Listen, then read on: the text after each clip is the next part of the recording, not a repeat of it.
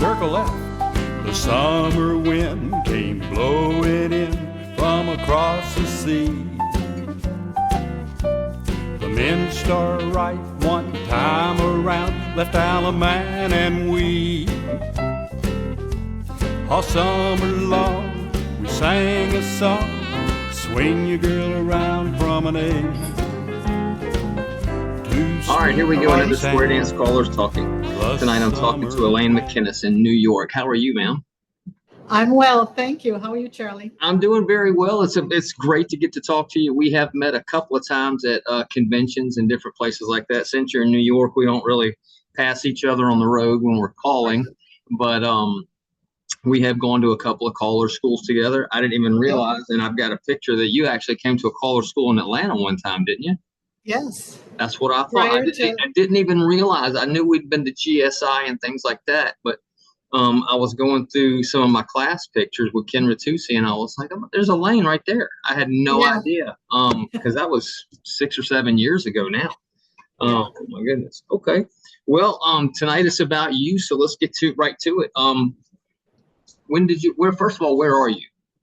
I'm in Gloversville, New York, which is about 45 minutes west of Albany, the capital of New York. Okay. And that's where our Square Dance Hall is, the Shoe Leather Express. Shoe Leather Express. Oh, very nice. Now, how long have y'all had that dance hall going with that and everything? About 13 years. Since late summer 2011. Our first dance was 2012. Okay. Now, I can't tell by the voice. Some people I can. Were you born and raised in New York or not? Yes. Okay. Upstate New York. This is the accent for upstate New York. Okay. Dennis, he's got the Brooklyn accent. Yeah. Gotcha. All right. So when did you start square dancing? Was it a family thing or something you just picked up? Yeah, at the time my kids were grown enough, so they're in school age, and I just needed a date night. So my husband at the time was willing to go square dancing with me and learn that. And so we did that for a couple of years, and I brought my mother and things like that. And then I wanted to learn more. And so one of our square dance friends suggested I take Bob LaBounty's small collar school that he did. So I did that. He's from Northern New York, has since retired. Okay. And he basically said, it is what you make it, Lane. Sure. So, he showed me all the routines, whatever, and I didn't really know what to do after that. And so someone said, well, why don't you just take over a club that hasn't had lessons in a while and start teaching? I said, okay, that's a good idea. So I started doing lessons for the Schoharie Valley Hayshakers in Schoharie, New York, which is south of Albany. And I did that every Tuesday for about 6 years. Wow. And from there, started calling at local clubs and things like that. Now, why did some of the friends approach you about going to the caller school? You've been a singer all your life, or what brought you into the calling? Well, a singer, I don't know, I sang in choir in church, but I've been a teacher all my life. Okay. And so they know I can teach, and they know that I learned, it was easy for me to learn the steps. I've been a dancer all my life. I've taken tap, jazz, acrobatics, and ballet. And yes, I was a swan in Swan Lake years ago. Oh, very nice. Okay. And, my daughters have taken dance class and stuff like that. So dance is very much a part of my life.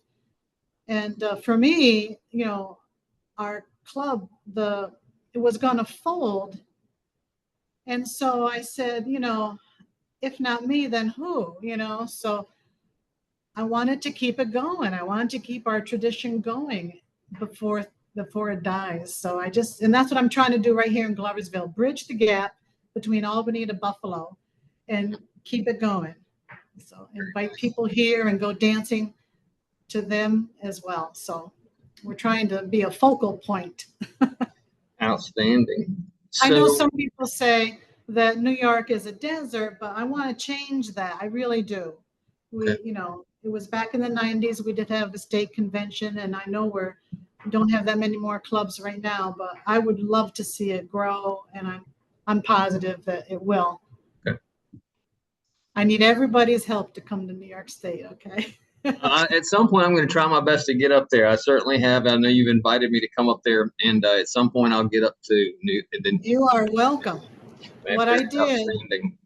yeah, 5 years before I retired, I started looking for a place of my own, because that's what they say, 5 years before you retire and 5 years after, those are the critical years to Right. determine what you're basically going to be doing and how much money you have the rest of your life, right?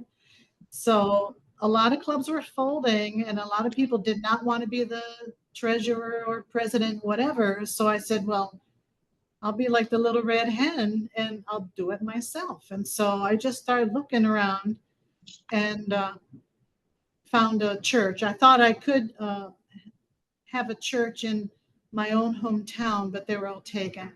And so I found one in Gloversville, New York, which was right near the Tic-Tac-Toes where they manufacture the dance shoes. Okay. Okay. And we built the dance floor ourselves, 2.5 tons of Tennessee hardwood maple floor.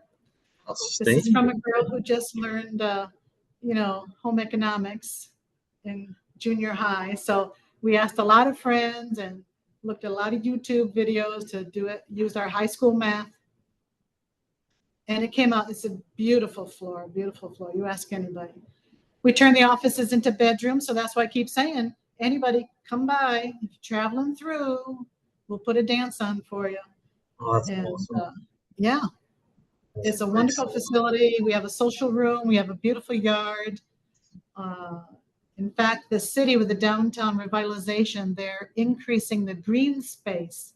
So right next to my property now is going to be a beautiful green space. Wow, outstanding. Certainly, you've got quite the setup from what I understand in New York. But when you were first starting out, when you went to the caller school and started getting a handle on it, any other influences that kept you in it, or kind of people you kind of modeled yourself after? Yeah, it took me a while to finally say, well, let me get a place of my own. So, especially like being a woman, I looked at the other women around me who were callers. I looked at Gloria Vivier and she said, Lane, just start.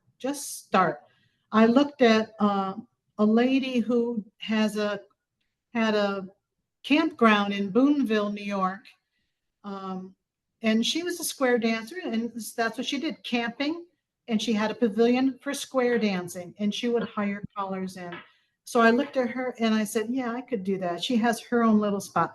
And like I took dance lessons all my life, and I said, looking back at my own dance teachers, yeah, they started their own business. Okay, I can do that too, And I got, music in my background, teaching in my background. And so I said, yeah, I'll make it my own. And that's basically what I've done. Yeah. I ask a lot of people when I talk to them, what are some of your takeaways from the mentors that you've had or people that kind of work with you? But I mean, you kind of said it. I mean, you got to do it yourself sometimes. Get out there and just do it. Mentorship, I really could have used, I still need mentoring. Because I figure I'm always learning it all by myself, sure. Having to figure it out all by myself. And so that's why I started having Mike Sikorsky come and do his caller school every year at our place, okay. Which is great. And other people have done caller schools or mini labs, so to speak, at our place. Right. I need the practice. I need to keep working on it and things like that. So, yeah, I could use mentorship because there aren't that many callers around. I could really, patch. That's awesome. Mike's awesome. Nothing wrong with that. If you could do something different in the beginning, what would you have done, if anything? Something different in the beginning. Yeah, I think I would have looked for a mentor of some. Okay. I would reach out more. Gotcha. I'm very much a person that I'm the youngest of 4, and I had to figure out a lot on my own. Sure. I can copy people very well. People wonder, how do I learn? Well, I copy. I can do your footwork easily and stuff like that. So I would look for a mentor, someone who could really teach me how to do it, how to call and things like that. I basically had to figure it out myself. Gotcha. And, you know, that I don't know if I could have. It would have taken a lot more work because I did start going to a lot of caller schools earlier on for me. But yeah, it's a lot of by yourself, just working on choreography. Yes. But I had to have somebody tell me to do workout choreography. You know, I never pushed checkers or any of that stuff long before Taminations or any of that until I went to a caller school. Ken Ritusi, the first one, he gave me a little set of checkers, you know, to do it. And then my first thought was, I can't do relay to Ducey with these checkers. I don't know how to do that. After about 5 minutes, I figured it out, and I was like, oh, okay, I see what we're doing here. And then I wrote some stuff down as I was doing it. So, yeah, you have to figure it out on your own, but it certainly helps to have a mentor or two or three to get you right along. And of course, Mike Sikorsky coming through. I mean, I tell people with this podcast, it started out just talking to other callers, and then I realized it's kind of a caller school for me when you get into some technical stuff with people. Yes. And so it's a free caller school for me and whoever else listens on occasion. And one thing with Mike Sikorsky's school, another reason why we have it is because I do want to increase the activity in our area. So through his school, we have 2 other callers now in our area. Wow, which is not that are calling. So I just want to, you know, propagate it, so to speak, in our area. I never thought of it that way until the last CALLERLAB. To get more dancers, we really need to get more callers. I never thought of it in that respect until this year. And it's only through our dancers, our current dancers, that we're going to get callers and cuers. And what I want to say too is, most callers used to know how to cue a dance too. They would be able to have their students do at least a basic 2-step and a basic waltz so that people could dance with the one they brought at the end of the evening. Yeah. And I think all callers need to learn again how to cue. All right. And Dennis and I can help people learn how to cue. If you take a look at our videos that we've done, teaching round dancing. That's what we did during COVID. We put online on our website the basics of how to do a 2-step, how to do a waltz, how to do a cha-cha, etc. And in case I forget to ask you, what is the website? Let's put that out there. The Shoe Leather Express. Okay. .com. The ShoeLeatherExpress.com. Awesome. And I got that name from my aunt. She passed on at 102, and she lived in New York City as a young lady. And she said that if she did not have a nickel for the subway or the bus, that you would take the Shoe Leather Express, which meant you walked. And I said, okay, yeah, square dancing is walking. And then I said, okay, we're near the Tic-Tac-Toe's shoe manufacturer. Okay. And then we also have a lot of railroads near us, you know, that went along the Erie Canal and things like that. So I figure, okay, those are our symbols. Okay. Railroad and square dancing. Yeah. And you put a lot of thought in all. That's impressive. That is awesome. Oh, goodness. So, like I said, we've met at several conventions and whatnot, whether it be CALLERLAB, and I guess at Tony and Ted's thing last year, I forget the name. I don't want to say it. The East Hill Farm. Is that it? Yes. Okay. I just want to make sure. I didn't want to say it. Enjoy that. Like I say, that was out of the blue that I decided to go up there. My wife and I, and ran into you, and it was awesome getting to see everybody and stuff like that. I learn a lot and I enjoy it, and then I get to see people. Outside of things like that, are there any venues that you've called at, whether it be a convention or just a dance that you got booked for, that really stand out? I mean, your place sounds awesome with the Tennessee hardwoods and all that, but any other venues? Well, we do like family campgrounds during the summer. Mm-hmm. And those are always really special because we get the beginners started, and we bring square dancing to the public.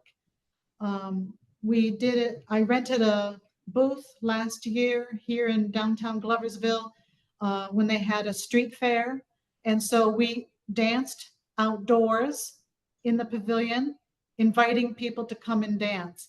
We also danced in our local downtown theater in the November time, and encouraged people to join us and dance. And square dancing was on the marquee all week, so I figure that's as good as advertisement as I can get. That is, I've always wanted to call in a theater, or whatever the theater setting would be, but I just never had the opportunity. That's and great. I want to thank Ray Owens for those videos that he lets people download, because that was on stage in the background while we were doing our square dance calling. So it had a great venue, you know, to showcase square dancing. Yeah, Ray's a great guy. Yes. Yep. I'm thankful for all the different types of people that contribute to square dancing, whether it's the people that make the cruises or organize the conventions, or the tamination guy, you know, or the guy that taught the tamination guy, things like that. The ladies who sew their dresses, myself among them. I sew all my outfits. And I also would like to say, I would like to see callers teach skirt work, because that is part of our tradition. Yeah. Yeah, it's rare. The only time you really hear something like that is 4 ladies chain across skirt work girls. There's more to it than that. I know, but that's the only time you really hear something like that. But yeah, I know what you mean. The dress has changed so much, whether it be for good or bad, over the years, where it used to be everybody was traditionally square dance attired. Now, not so much, depending on where you are. So to me, they're play clothes. They are our play clothes. Yeah. Okay. And, you know, have a good Great time. way of putting it. Yes, ma'am. You know, and you said it early on. One of the better ways, or the ways to make your calling better, is to teach.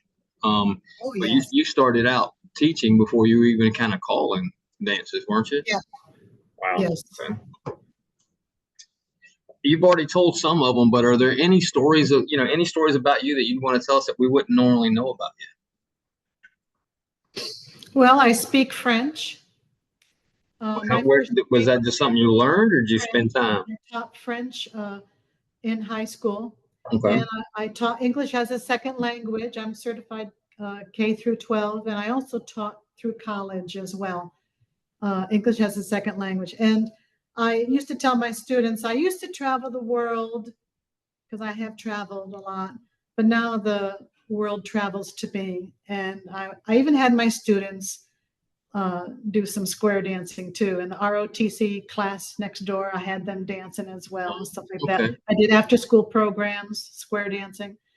But it's very hard. These days, kids don't even know what square dancing is. I hate to say it. And I try to get into the schools, but no. I understand. So, It's funny, when I first started calling, however many years ago now, everybody, when they found out, whether I'd be at regular work or whatever, somebody found out that I was a square dance caller, they always had a story about, I did that in middle school. Yeah. I haven't heard that story in the last 5 years or so from new people. It come up, hey, I'm a square dance caller. Oh, really? What is that? They think it's line dancing. Let's start with that. They do. You're right. I've had people, whether email or call me based off of the internet, say, hey, we'd love for you to come do a square dance at our birthday party. And I'll call them up and I'm like, do you know what square dancing is? Oh, yeah. And I was like, it's not line dancing. And I've had a couple that were, we thought it was something else. So, it's not as prevalent as it used to be, where everybody took it in the 3rd and 4th grade, maybe never did it again, but they knew what it was. So those days are kind of gone, unfortunately. Oh, my goodness. Well, more about you, and just on a more personal level, favorite food. I like roast beef, mashed potatoes, and gravy. Okay. So, of course, not stereotypical, but not a pizza fan, being from New York or anything? Pizza on a Friday, I suppose. Okay, nothing wrong with that. And you're going to get the best pizza in Amsterdam, New York. Amsterdam, New York. Amsterdam, New York. Any Italian restaurant. Yep. Outstanding. Okay. So, favorite restaurant, favorite place to be, not square dancing. I like Niagara Falls. Okay. It's beautiful. And we've traveled through there so many times. And if you can ever go there at nighttime, it's gorgeous with the lights. I've never had the opportunity. At some point, I'd like to get up there and see it from both sides. But yeah, I've never been. That's awesome. Well, you're welcome to stop by. Okay.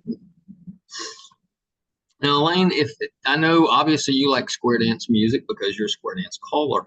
If you're not listening to square dance music, what's your genre? What type of music do you like? Well, I'm an 80s girl. I like the 80s. Outstanding. And I love it because every week there was a different song, a different style, a different artist. There were so many wonderful artists in the 80s. Yeah, that's me. You know, I agree. And everybody. And disco, you know, they say disco's dead, but it's really not. We hear it all the time. Still a lot of good disco came out of that era and is still out there. You know, of course, I have a son who's 34 years old now, 33 years old. So I've seen just like all of us, we've seen the different music genres come and go, pass through. And it's exactly right. In the 80s, on one Friday, you would hear, I don't know, Asia come out with a song or Toto come out with a song. And then the next Friday, Metallica, it was completely different. Yes. You know? And it was I thought it was all really good, even back then. Or Boy George and Michael Jackson, Huey Lewis in the News. Yep. You never knew, and things were so and the same. And I think about that a lot when it comes to movies. Think of the movies that came out in the 70s, 80s, and early 90s. And now everything is just a retread. You know, let's redo Star Wars for the 19th time. And it's all computer generated. You know, that's just it. It's just amazing how I think things have changed. Yeah, 80s. I just did an 80s dance for my club last week. And of course, my club members and my president, Wanda, just went over the top. They had the 80s banners and everything. And I did all 80 songs, which I have enough in my library now to do. Yeah. And it was just a great time. So it's good to know 80s music. So besides square dance calling, and it sounds like you've got a pretty full agenda with that. What else do you like to do pastime wise or anything? Well, sewing, because that's my sit down time. That's my only time I can really sit down. Otherwise, I am maintaining a church building basically on my own, and Dennis helps out as he can. So it's a lot of work. It's like just cleaning the floors is like cleaning an entire city block of area. Yeah, so, but we enjoy it. We enjoy the venue. We enjoy dancing. And even if we may not have a square sometimes, we will do round dancing. That my partner Dennis Visconti is the round dance cure. Okay. So no matter what day it is, whatever, we are always going to be dancing. And if nobody shows up, then Dennis and I will just dance. So that works. That is awesome for a relationship. Well, that's our retirement, you know. And the people have RVs. We don't have an RV. The church, the building that we have, that's our RV. All the money goes into that.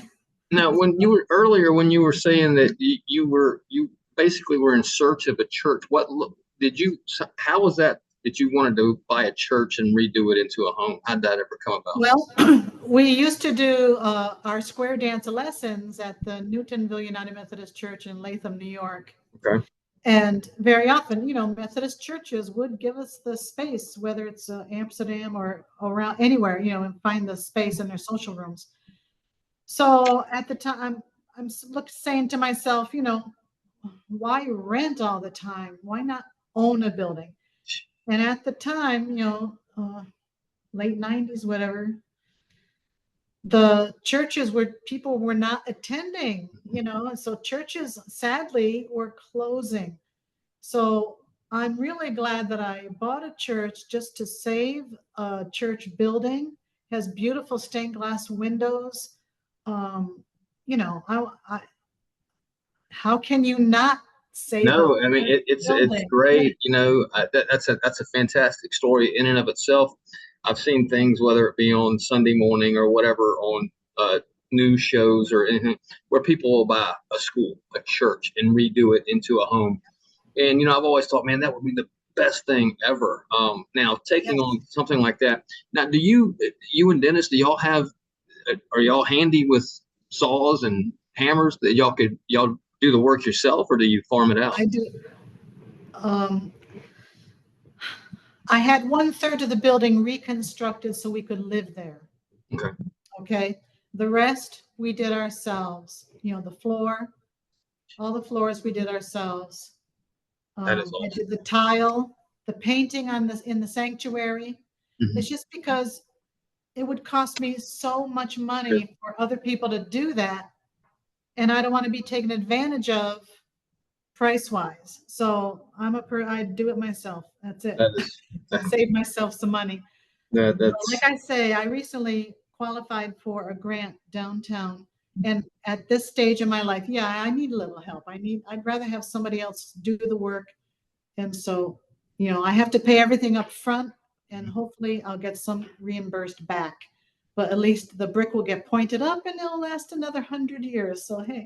that is that is a great story right there by itself outside of square dancing, Elaine. That's awesome. Okay, well, let's talk more about square dancing too. Do you have any have you recorded any music on your own or anything? No, I think it'd be nice to do though. Okay, all right. Well, we can probably get that done at some point for you for sure. Great. What are some of your favorite singing calls or music you like to do at square dances? Oh, geez. There's so many. I don't really have, let's see. Together Forever. That's a good one. Good Anything one. from the 80s, like I say. I tend to belt things out. So, Okay, nothing wrong with that. and you know what? In our dance hall, the song Cowboy Mhm. is so beautiful because there's just a slight echo, you know, Oh, just a yeah, slight one when you hear Cowboy. So that's a good one. that's awesome. I'd like to come up and do that. That would be great. Now, so how often do you have dances there? How often do you call dances? Weekly or what? We have lessons once a week and they turn into like dances because we teach squares and round dancing simultaneously.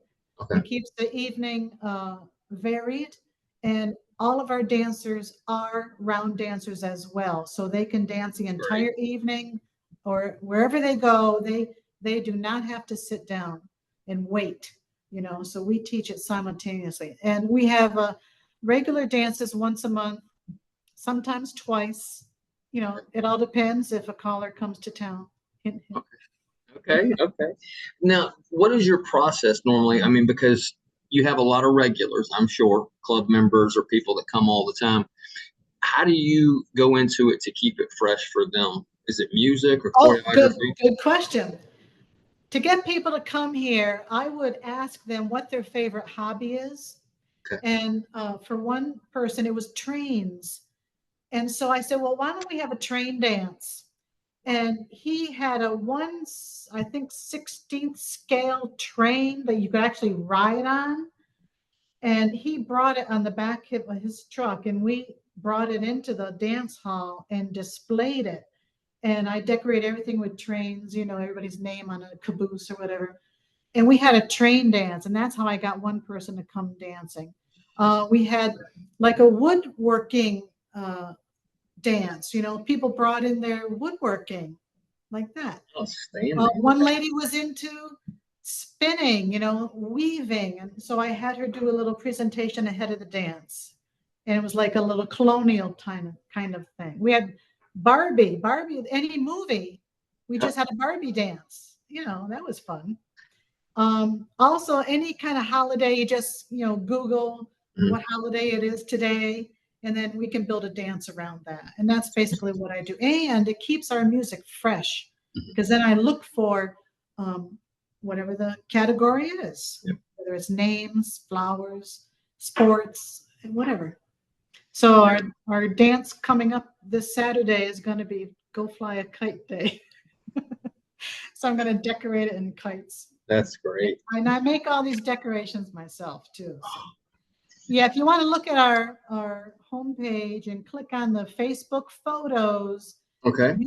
you can see all of our dances in the different categories, and we all take a big picture at the end of it on the big comfy couch. I don't know if you're aware of the big couch, put on the back of a truck and brought it up here and put it back together, and so now it's on the stage where the altar is, and that's our big comfy couch. And I decorate it each dance.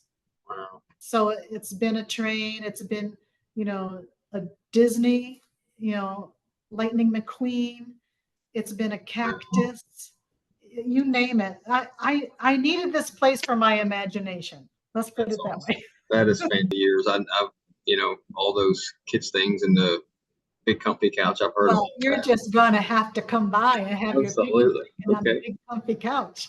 That's awesome. Bring your son. Well, I'll do that. As a matter of fact, he wants to move to Maine for some reason. I'm not sure why. He just wants to go up further up the East Coast. Well, Maine, I'll tell you, my sister lives in Maine, and it has changed.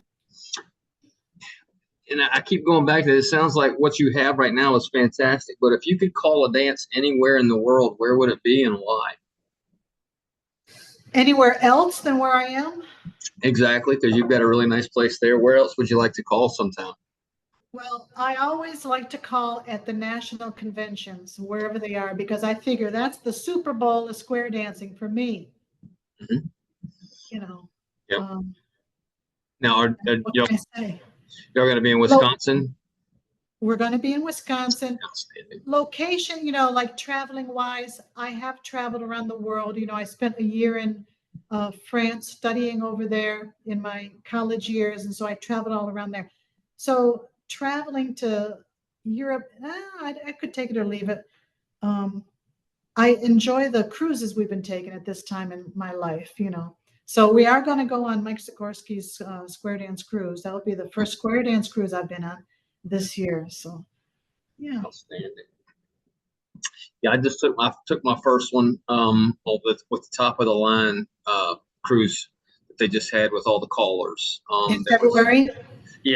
There was they say that was 12 or 14, and they had 2 people queuing. But what a great setup. Now, I've never been on a square dance cruise before, so I don't have anything to compare it to. But if they're anything like this thing was, it's just amazing. You could dance at any point, anytime you wanted to, really. But it's almost like a convention, getting to see callers that I don't get to normally see because they live in California or wherever, Oklahoma, Texas, and dancers, that I see at conventions. So, yeah, and I would love to do the Sikorsky one. There's a couple others out there that I'm aware of. At some point I will. I can retire at some point this year, and maybe sooner than later. I don't know. So I could get to travel a little more. And one thing I do want to say too is we did a square dance camping weekend in Horseshoe Acres, Vermont. Mm-hmm. And we did it last year as well. And one lady came up to us and liked what we did teaching wise and invited us to come down and call at Long Key Squares for a month. And I said, yes, and we could stay at her place. All right. And they had different callers the other months of the winter. And so they invited us back.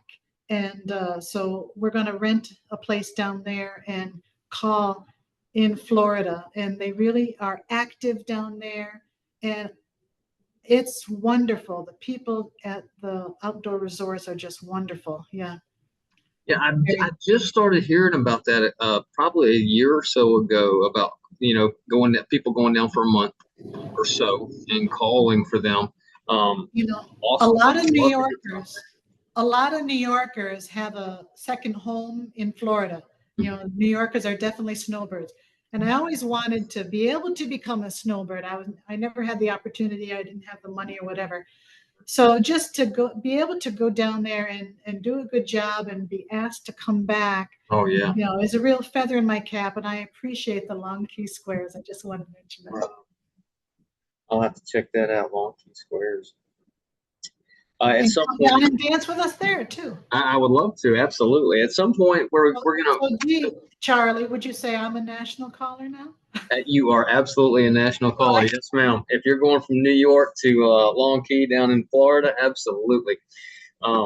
With everything you've done, I mean, like I said, I've known of you for a few years now, but and I knew about the church. I didn't know the details that we've talked about so far.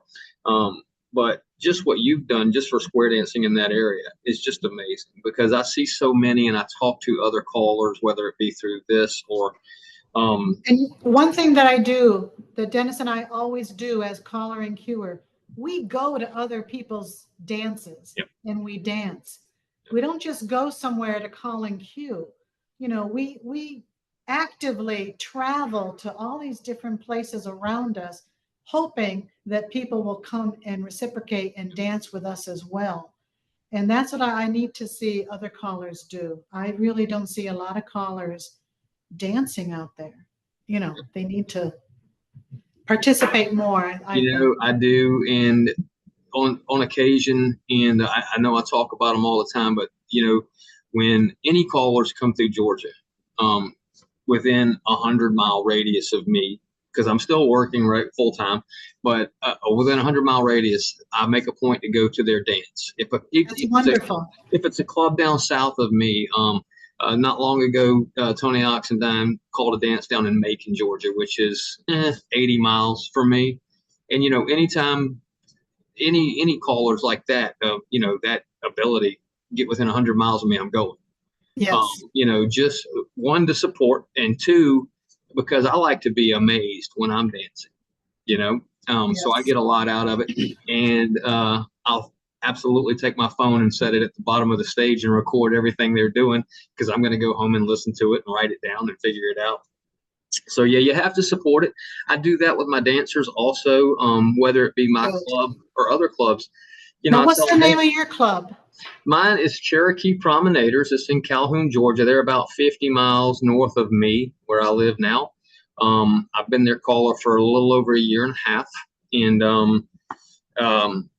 so really enjoying it. We run classes. We've done the SSD program. We've done a mainstream program. We've done an entire plus, and we're actually in the middle of mainstream right now, with some other dancers. But and I tell all of them, even if a club hires me for the weekend, which I get 1 or 2 of those a month now in the area. I tell the dancers, I'm like, hey, I appreciate y'all coming out, and it would really help if y'all would go out to other callers, because if you want to be better, you've got to hear somebody else say turn through or square through 4. That's true. A different accent. Saying it, although it sounds, it is a generic term, square through 4, but me saying it and Elaine saying it, or any other caller in the world saying it, it's going to sound a little different. So if you want to be better, and we all have habits. I don't care what level of caller you are. If you dance to somebody long enough, you could put on headphones and not listen to them, and you can kind of tell what they're going to call, because we all get into habits. So you have to dance to other people, and I try and be conscious of it. I always think to myself, boy, you don't call tag through. You don't call tag the line very often, Charlie. Call tag the line. And so I'll do that. I'll make a point, because I don't want to get into swing through, boy run, couple circulate. Blah, blah. So that's awesome that y'all just go out and dance. It's phenomenal. Yeah, now, how long has Dennis been queuing? I'm going to say 40 years, wow. Maybe more. Okay. Outstanding. Very good at what he does. Okay. Very good choreographer. We showcase his dances at the Nationals. I don't know if you know that or not. I did not. I'll make a point to he watch writes that when we go up there. Yeah. Okay. Well, again, take a look at our homepage. I'm going to do that. On the left-hand side are dances that Dennis and I have done. Okay. On the right-hand side on the bottom are the lessons. And he explains it very well on how to dance. So, yeah. Oh, that's great.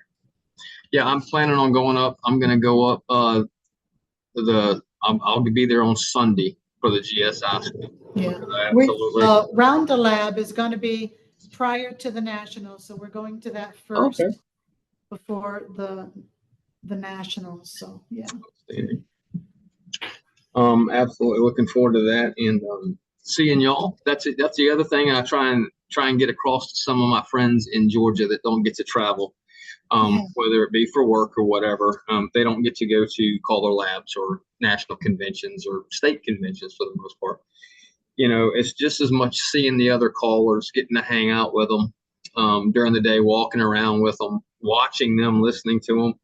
You know, it's a lot different than watching YouTube videos. And I watch a lot of YouTube videos when it comes to callers and patter. You know, the downside to YouTube is if I search square dance callers patter, I'll get somebody from 17 years ago. You know, there's some recent stuff, which is mostly mine. And Justin Russell puts a ton of stuff out there, and he's an awesome kid. I love listening to Justin. And so that's the other thing. Justin's not far from me at all, but I don't get to see him that often because he is up in Tennessee. So I take advantage of all these chances when we go to conventions. Yeah, we go to the Tennessee Square Dance Convention in August. Yep. Outstanding. Have you ever been to Tennessee before? Yeah, we go to the convention every year. Oh, and outstanding. Last year was the first time we called and queued there. Okay. They say it's like the second best thing to the Nationals, and it really is good. A wonderful venue. I've been to 6 state conventions, probably. Georgia, obviously, South Carolina, North Carolina, Tennessee. Can't think of another one. Alabama. Tennessee is as good as it gets. I'm sure Alabama is a really good convention. We went there too. Yep. Okay. Really enjoy both of those. And of course, Georgia's really nice. Georgia's on a smaller scale now. Unfortunately, it's just because we don't have the dancers or the callers. We have a ton of callers. But the dancers not so much showing up because Georgia, we're no different from any other state, but it's a little different the way the convention is way up north of Georgia, and the South Georgia doesn't come up as often. But Tennessee's a great convention. Not to mention the location in Gatlinburg. It's a phenomenal area. Perfect for families. But traffic has always been awful in Gatlinburg, but there's so much to do and within walking distance. That's the biggest thing. And something I appreciate with the national conventions, they put you in pretty decent places to walk around and see local stuff. CALLERLAB too, they try, to get good locations. And of course, you got to have it near an airport. Typically, it's for people that don't want to come in and rent a car. So some of the places are hit or miss, but I've enjoyed all the CALLERLABs and national conventions so far. Well, more about you. That's enough about me. Do you have any advice for other callers or anything like that are just starting out or have been going for years? What do you think? Well, I invite new callers to come and call a dance at our place. Okay. You are welcome to be on stage. We will build a dance around you and practice, come to a Mike's school, caller school. Okay. If you know someone who wants to do a caller school, I've asked some of the top people there and they say, well, it's too far, something like that. I don't know, but I don't buy that. No, they can come if they want to. And no, you can get there. Have you ever been to Ken's Northeast Caller School? I went there. Yeah. Okay. He asked me early on. I went there. I said, well, what am I going to learn? And so I didn't really get much out of it. I didn't get much out of it. They didn't really. It was too many people. I didn't get the personal attention. Nobody really explained how to do things for me. Gotcha. So, and I invite all those callers who have caller schools to go to where their students are and see how they're doing. I've invited, no names mentioned, many people to come, but they don't come, Gotcha. to see how well I'm doing or whatever. So okay. It'd be nice. It'd be nice I think other callers need to really mentor and support other callers coming up. Yep, I agree. And that's what I try to do. That's why we have the caller school. That's why we teach cuers. Dennis and I, we help new cuers to start. And yeah. Okay. That's all I see. No, help each other. that's great advice. Great advice. Okay.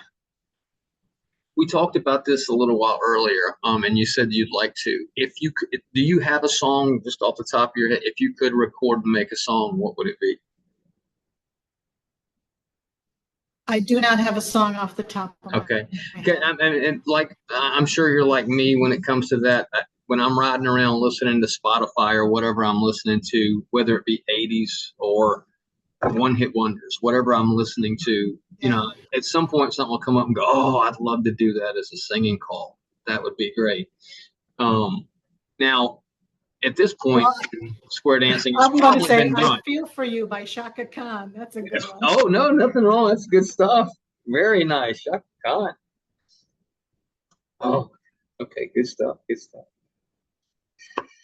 Well, because there's a ton of music out there right now with all the record labels and all that. And so you can find most anything you want, but there's still songs to be made. And I do up-to-date music, you know, like I said, with the Barbie dance. And if you listen to America's Got Talent or whatever, or The Voice, you know, whatever's current like that, I get some of the songs from there. Or just if we hear things on the radio, you put your app up and you listen for it, and Yes, you can write a dance to that. Okay. Well, speaking of that, with The Voice and all that, do you enjoy movies or TV more, you think? I think movies. Okay. What's some of your favorite movies? It would have to be the older movies, you know, the musicals. Okay. Musicals, like Some Like It Hot, or great movie. Any Gene Kelly and Fred Astaire movies. Those are now. Since you're an '80s person, do you consider Grease a musical? Yeah, I guess so. Absolutely. I like it when people start talking about movies and all that. I'm like, yeah, I love musicals, but I consider Grease the top musical for me. I'm Some Like It Hot and all that. I've watched a lot of those. My wife and I, we watch a lot of I'll get this wrong. TCM, I think is the name of it. Yeah, that's a good station. And we'll sit there and we'll go through and watch some of those. And with the Gene Kelly stuff, it's just amazing with people with that ability. Just to dance and everything. Yes. You know, Ann Miller, she was a great tap dancer, great legs. Yes. So, and of course, you mentioned one movie, but if you're just sitting in the house watching TV, if something comes on TV, what movie are you going to sit down and stop everything to finish watching if it's on? I don't know. Medea? Okay. I don't know, whatever's on. I got you. Okay. Nothing wrong with that. What else do we not know? It has to be a comedy or a dance movie. That's for me. Okay. A comedy or a dance movie. There's too much violence out there, and it just drags you down. So no, it has to be uplifting. Yeah. Gotcha. And that being said about movies, I ask this of everybody: Footloose or Dirty Dancing? What's your favorite? Oh, Dirty Dancing. Okay. Any reason why, or just that movie? I think I just saw Footloose once, so I don't really remember what it's about, except a slow tractor drive. That's about it. It's a slow tractor drive, yeah. Yeah. Oh my goodness. But Dirty Dancing has good routines, and I saw a documentary on the actor, so it was good. You know, and I tell Footloose with Kevin Bacon is my favorite of the two. I'm a fan of both. But that being said, Dirty Dancing probably a better storylines, and of course the acting. They're always good. Patrick Swayze, Kevin Bacon. You start going in that direction, and they're awesome. But I guess the Dirty Dancing story was great. But I don't know why I kind of related to the Footloose a little more. Of course, I was never going to be Kevin Bacon, but I like to see myself as Kevin Bacon as opposed to Patrick Swayze when it comes to the movies. Yep. Now, how can people get to see the podcast here? I I put it out. What I do is I'll edit everything down and I'll put a open and close on it. And then I put it out on every Friday at 12:01 a.m. I put it out. I set it on YouTube. And I advertise. I put it out on a ton of Facebook pages that I'm on and on my Facebook. And that way people can just click on it. The downside to that, I've told people, I mean, I'm not into it for subscribers and all that. I like that when I see that. But if you see it on Facebook and you click on it, you can't like the video because you're not logged into YouTube. So I don't get a ton of comments or anything. I'd like to see more of that, just comments if people would say something. But so yeah, it's on YouTube. Every Friday I put out a new one. I think I'm in the area of 67 or 68 now. So I've been doing this well over a year. I don't know what my plans are, how far I'm going to go. I enjoy doing this. And like we were talking earlier, I use this as a caller school for me and to learn about other callers that I don't get to see all the time. I mean, unfortunately, I get to see you like twice a year, whether it be at a CALLERLAB convention. You know, we'll probably run into each other at Tennessee. I don't know if I'm scheduled for Tennessee this year. I know I'm going to Alabama this year. I haven't talked to my wife is also my agent. She's the one that books hotels for me. So she just tells me where to be and what time to be there. So I don't know if we're going to Tennessee yet. I'll find that out probably in a couple of weeks. Because my focus right now is national convention. I love the national convention. Me too. One, it gives me reason to travel to places I normally wouldn't go. I've always wanted to kind of go to Milwaukee, Wisconsin. Upside, Friday night, I have no calling spots. I have calling spots on Thursday and Saturday, several, and I'm very happy about that. I just don't happen to have any on Friday. Works out okay because I'm a huge baseball fan. Milwaukee Brewers are in town, and they're 4 miles away from the convention, and they're playing the Chicago Cubs. So I went online last week, bought tickets for my wife and I. So we're going to go see the Brewers play Friday night. Nice. So really looking forward to that. So in that and CALLERLAB next year's in South Carolina, which is nice. I can drive to that. It's a couple hours for me. That will be my 25th year. Can you believe that? Wow. That's for impressive. Me. I can't believe it, but I started in 2000 being a caller. Wow. Yeah. That is great. Go? I know. It's a square dancer's life for me. I love it. Yep. I live it, and everyone should be so lucky to just be a square dancer because there's so many parts to it. Listen, I'm in a library and they're closing up. So okay. Well, let me see. I think we are at, we're right at 50 minutes. Elaine, it's been a pleasure. I don't want you to get locked into the library. It's been a pleasure. Really enjoy the time we've had to spend here. I look forward to see you in about 2 weeks. Are you going to be at GSI? Or are you just going to the convention? I'm not GSI this time because Round the Lab is prior to the convention. That's right. You did say that. Okay. All right. Well, we will definitely catch up probably on Wednesday or Thursday, and sometime over the weekend. Send us new callers to my caller school in Gloversville, New York. I'll do it. It's always at the end of your website. Caller school. Okay. And they are welcome to stay with us. Okay. And I will put that out there. And your website is theshoeleatherexpress.com. And so hopefully we can get some people there. Elaine, it's been my pleasure talking to you. I will see you in about 2 weeks. Okay. Thanks so much. You have a good night. See you later. You too. Good night. Circling. Guess who sighs his lullabies left Alabama promenade? My fickle friend, the summer wind, swing the summer wind, the summer